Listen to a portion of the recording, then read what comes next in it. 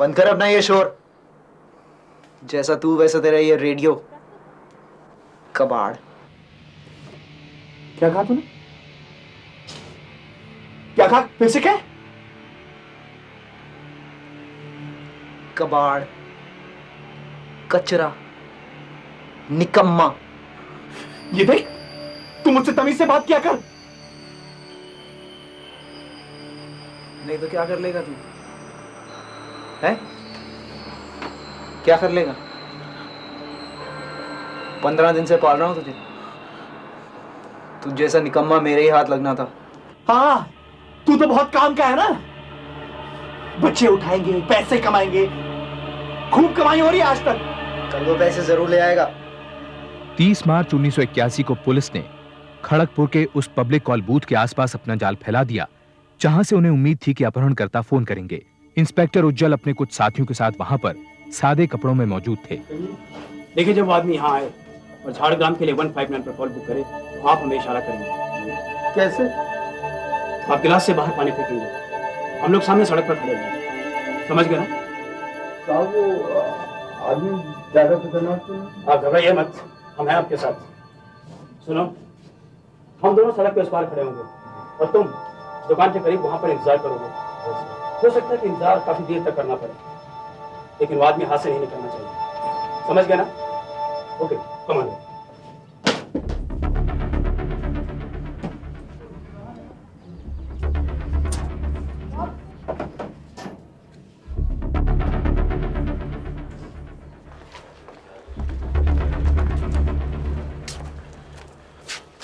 क्या हुआ?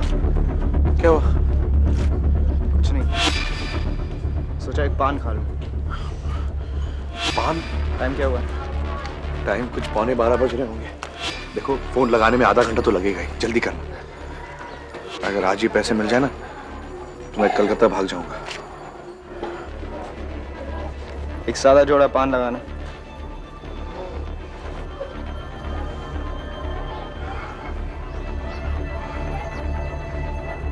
तू पान लगवा, मैं कॉल बुक करा के आता हूँ। जल्दी करना। हाँ ठीक है, मैं बाद में फोन करता हूँ। एक कॉल बुक करना है। नंबर बोलिए। झाड़ग्राम 159। क्या बात है? क्या देख रहे हैं? कभी आदमी नहीं देखा है क्या? नहीं नहीं, वो बात नहीं है। आप नंबर मिलाइए, मैं जरा हाथ धो लेता हूँ।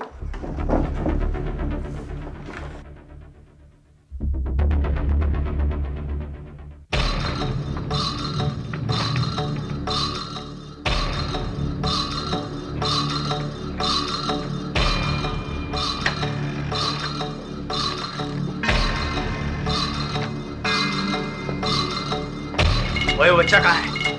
क्यों रखे? Arrest him!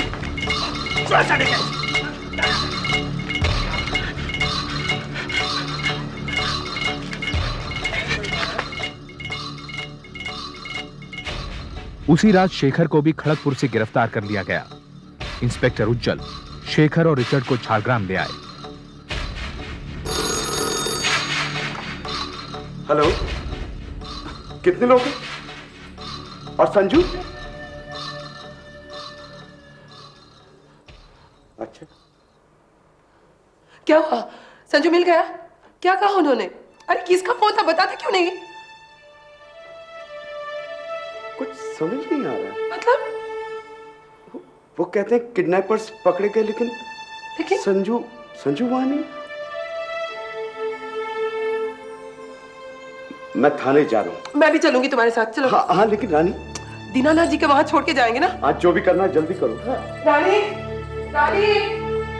अगर मुझे तेरी जान भी लेनी पड़े तो मुझे कोई अफसोस नहीं होगा, लेकिन तेरी जान लेने से पहले अच्छी तरह से जान लूंगा कि बच्चा कहाँ है। बोल हरामजादा, बोल बच्चा कहाँ है, बोल। वो हम नहीं थे, हमने कुछ नहीं किया। हम किसी बच्चे को नहीं जानते। तो मिस्टर गुप्ता के घर फोन क्यों किया था? मुझे रिश्तेदार लगते हैं क्या? बोल हरामजादा, बच्चा कहाँ है, बोल। चाहे जितना भी मार लो, चाहे जान से मार डालो, कुछ पता नहीं चलेगा। फिर ढूंढते रहना उस बच्चे को। सादे, मैंने जब तेरे को ढूंढ लिया है तो उस बच्चे को भी ढूंढ लूंगा। मैंने कुछ नहीं किया, मैंने कुछ नहीं किया। बोल बच्चे को।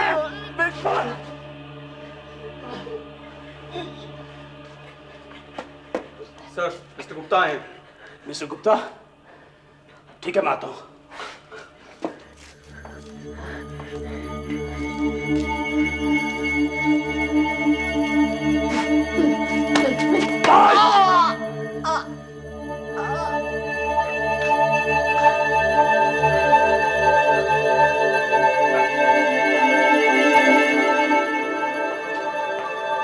संजू कहाँ है? यही है ना? बुलाइए उसे। बहुत ही ढीठ हैं दोनों, अभी तक कुछ नहीं बोला, कुछ नहीं बताया। ये भी नहीं बताया कि आपका बेटा कहाँ है, लेकिन उगल देंगे, सब कुछ बता देंगे। लेकिन अगर संजू उनके किसी और साथी के पास हुआ तो? मैं तो कब से कह रही हूँ, ये पुलिस के बीच में पड़ने से सब गड़बड़ हो जाएगी। देखिए, आप मुझे उनसे मिलने दीजिए, मैं उनसे पूछती हूँ। हम दोनों पैसे देने को भी तैयार हैं, वो जरूर मुझे बता देंगे। देखिए मिसेस गुप्ता, ये मेरी जिंदगी का पहला किडनैपिंग का केस नहीं है।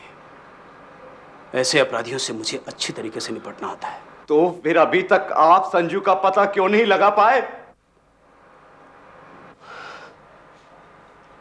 पता नहीं कब ये सब खत्म होगा, कब हमें संजू मिलेगा। सब कुछ बताने को तैयार है, या थोड़ी सी और करो।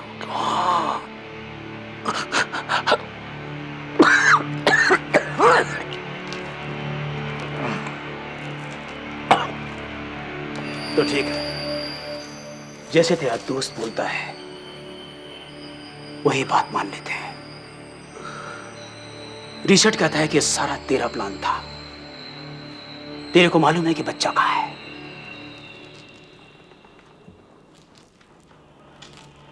वो कहता है कि वो तो सिर्फ एक प्यादा है, सारी चालें तू चल रहा है। क्या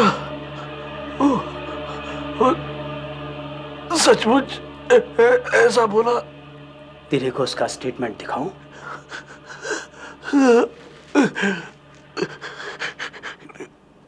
झूठ बोल रहा, कमीना, झूठ बोल रहा। अगर तुम सब कुछ सच सच नहीं बताओगे तो हम उसे छोड़ देंगे और तुम सारी उम्र यहीं सड़ते रहोगे। बताओ, ये सब रिचर्ड का रचा हुआ खेल है। शेखर ने इंस्पेक्टर उज्जवल को किडनैपिंग की प्लानिंग से लेकर झाड़ग्राम पहुंचकर संजू के अपहरण और फिर उसके कत्ल के बारे में सब कुछ बता दिया। मार डाला? तुम लोगों ने उस बच्चे को मार डाला? क्यों? क्यों मार डाला? शेखर इंस्पेक्टर उज्जवल को उस जगह ले गया जहां उन्होंने लाश को दफनाया था, लेकिन जमीन गीली होने की वजह से कुछ ही दिनों में लाश इतनी बुरी तरह सड़ चुकी थी कि उसको पहचान पाना लगभग नामुमकिन था।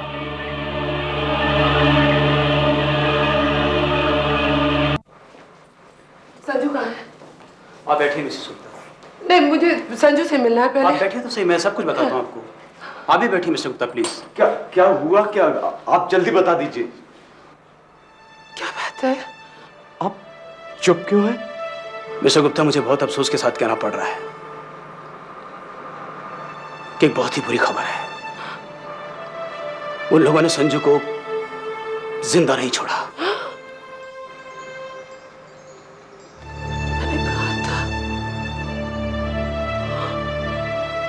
मैंने कहा था ना, मैंने कहा था ना, कुछ मत दो पुलिस के हाथ, वो लोग उसे मार डालेंगे। मार डाला ना उसे, मार डाला ना। पैसे तो चाहिए था, दे देते मेरे गहने दे देते, सब कुछ दे देते। पुलिस ने मार डाला ना उसे। तुमने मार डाला मेरे बेटे को। तुमने मार डाला मेरे बेटे को। तुमने। लाश बहुत ही बुरी हालत में मिस्टर गुप्ता, अगर आप उसे देखकर पहचान लेते तो।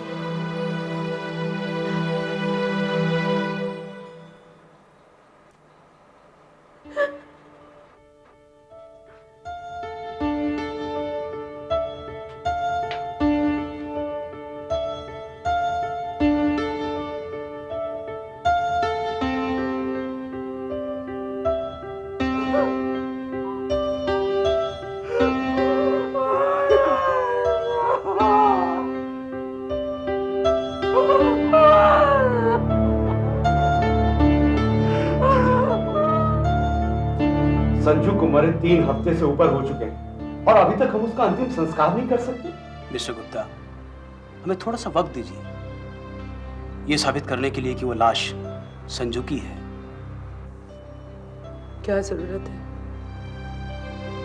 हमें बस संजू दे दीजिए और हमें जाने दीजिए यहाँ से।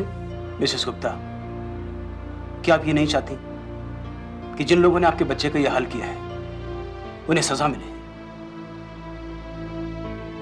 कितना इंतजार करना होगा? देखिए, ऐसे मामलों में हम शरीर का एक हिस्सा परिवार वालों को दे सकते हैं।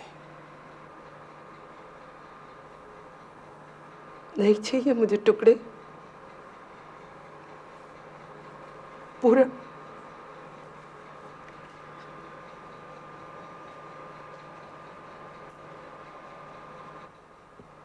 ओम श्री अग्निदेवाय भूमंडल आवाहनम चिता मध्ये दशोगात निर्जीव अग्नये स्वाहा। अग्नि प्रकट कीजिए। गुलशन और लक्ष्मी के जोर डालने पर इंस्पेक्टर उज्जवल ने उन्हें उस लाश की पेल्विक बोन दे दी। संजू के परिवार वालों ने उस हिस्से से अंतिम संस्कार कर दिया।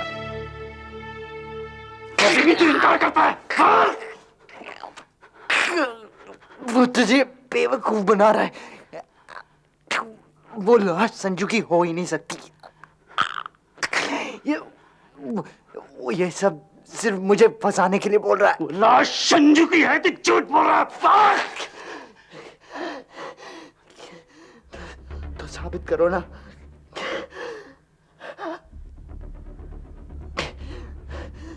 लाश इतनी बुरी हालत में थी कि उसको पहचानना मुश्किल ही नहीं, नामुमकिन था।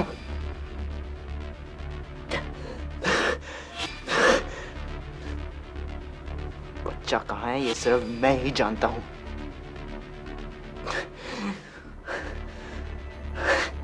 अगर मुझे कुछ हो गया तो तुम्हें ये कभी पता नहीं चल सकेगा कि वो बच्चा कहाँ है। कुछ दिनों बाद मामला सेशंस कोर्ट में पहुंचा। अदालत में रिचर्ड और शेखर ने निर्दोष होने का दावा किया, लेकिन इंस्पेक्टर उज्जवल ने उनके खिलाफ ठोस सबूत जुटा लिए थे। रिचर्ड को गिरफ्तार करने के बाद सबसे पहले मैंने उसकी लिखाई का नमूना लिया। हैंडराइटिंग एक्सपर्ट्स की रिपोर्ट भी यही बताती है कि रिचर्ड की लिखाई बंडल में मिली चिट्ठी की लिखाई और टेलीग्राम की लिखाई से मेल खाती है। योर ऑनर, इसमें कोई शक नहीं कि संजीव का अपहरण और उसकी हत्या इन दोनों ने की है। मेरे बेटे का कत्ल करने के बाद भी इन दोनों को कोई फर्क नहीं पड़ा, फिर भी पैसा मांगते रहे। वो दफनाई गई लाश मेरे बेटे की ही है, योर ऑनर। इन दरिंदों को फांसी की सजा मिलनी चाहिए। बिल्कुल नहीं जज साहब, ये खून मैंने नहीं किया है। अपनी खाल बचाने के लिए ये शेखर झूठ बोल रहा है। ये सब इस इंस्पेक्टर की साजिश है। जज साहब, ना वो बच्चा मरा है और ना ही मैंने उसे मारा है। ये लाश उसकी हो ही नहीं सकती। ये शेखर झूठ बोल रहा है जज साहब। जज साहब, मैं झूठ नहीं बोल रहा हूं। अगर मैं झूठ बोल रहा होता तो मुझे कैसे पता होता कि वो बच्चे की लाश वहीं उसी जगह दबी हुई है। जज साहब, इस रिचर्ड ने मेरे सामने बच्चे को मार डाला और हम दोनों ने उस बच्चे को दफना दिया। चूंकि गुलशन और लक्ष्मी लाश को पहचान नहीं पाए थे और रिचर्ड के बार बार ये कहने से कि वो लाश संजू की नहीं है, ये केस काफी खिंच गया। अब सब कुछ उस लाश के रासायनिक परीक्षण पर निर्भर था, लेकिन पेल्विक बोन के बिना यह काम मुश्किल था। इस परीक्षण में 1 महीना लग गया। इस दौरान लक्ष्मी की उम्मीद फिर जागने लगी कि शायद संजू जिंदा है, लेकिन अब केस जीतने का मतलब यह मानना था कि संजू मर चुका है।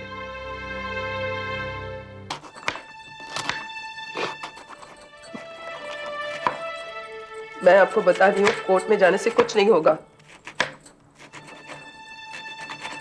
संजू जिंदा है। वो रिचर्ड कह तो रहा है कि उसने संजू को कहीं छिपा रखा है। देखिए, आप एक बार उससे पैसे की बात करके देखिए ना, शायद वो। संजू अब जिंदा नहीं है लक्ष्मी, इस सच्चाई को मान लो। मैं तो सिर्फ इतना जानता हूं कि हमें अदालत में यह साबित करना है कि वो लाश संजू की ही थी, ताकि उन हत्यारों को सजा मिल सके, कड़ी से कड़ी सजा। बल्कि मैं तो कहता हूं कि तुम भी अदालत नहीं, कभी नहीं मानूंगी, कभी नहीं मानूंगी।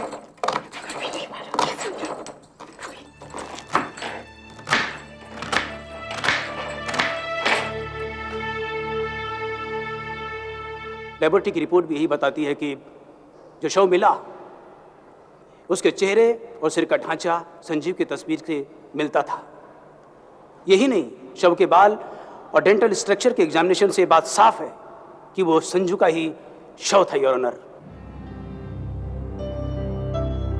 यह अदालत ने रिचर्ड को फांसी की सजा सुनाई और शेखर को उम्र कैद की। इस फैसले के खिलाफ दोनों ने हाई कोर्ट और फिर सुप्रीम कोर्ट में अपील की, लेकिन दोनों अदालतों ने सेशंस कोर्ट के फैसले को बरकरार रखा।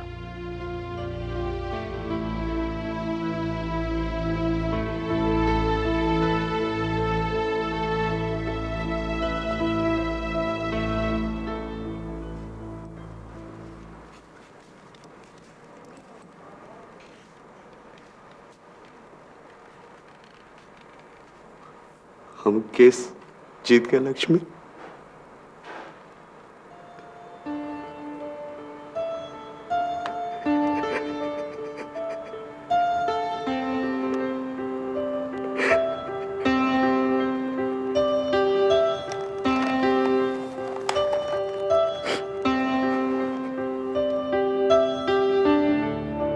रिचर्ड ने कम से कम 6 बार राष्ट्रपति से रहम की अपील की, लेकिन सभी नामंजूर हो गईं।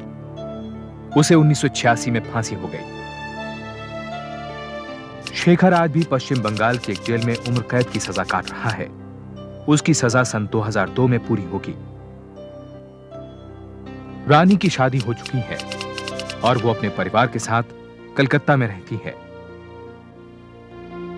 गुलशन और लक्ष्मी आज भी झारग्राम में उसी घर में रहते हैं। वो आज तक अपने बेटे की दर्दनाक मौत से नहीं उबर पाए हैं।